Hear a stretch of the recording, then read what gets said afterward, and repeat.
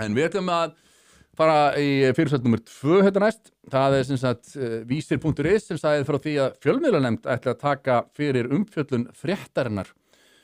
Það áhugavert. Það sem sagt við fjöllum þessa frétt í síðustu viku og mjög glannaleg umfjöllun fréttarinnar hópnauðgunarmál sem að virðist ekki vera á neinum rökum reist.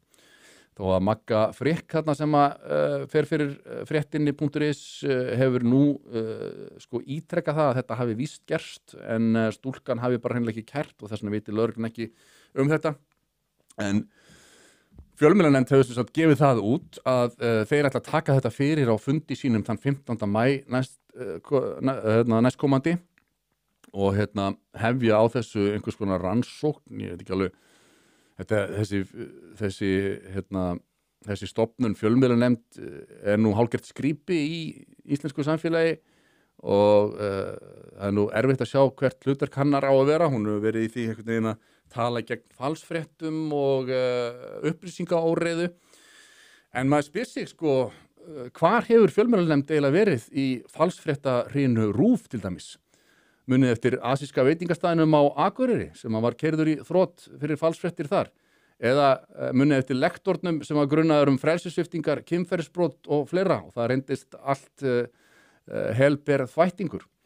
Nú svo þetta Vítalíumálið, öll sú skriða og viðtöl við titlum skreytta viðmælendur úr háskólanum.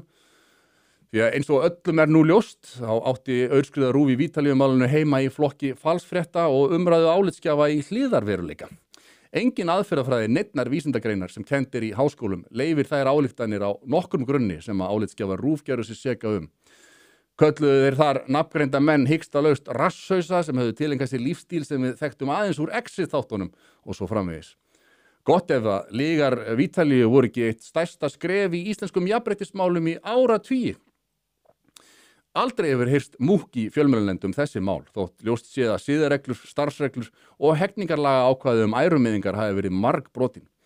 En framkvæmdastjóri nefndarinnar henti hins vegar í mikla grein þegar að Facebook boðaði að draga úr ritskoðun sem að sannarlega hafði bjagað mjög upplýsingar til almennings, til dæmis varðandi spillingamál Hunters Biden og þeirra feðga.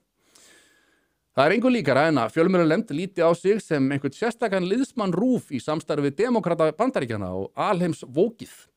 Hjá þeim virðist nefnilega í góðu lagi að ljúga upp á menn ef þeir eru gagnkynhneigðir, miðaldra og hvítir og við tala nú ekki ef þeir eru þjóðþekktir. Þá frjálst að henda fram ásökunum á nokkura sannana. En núna vaknar fjölmiðlanefnd.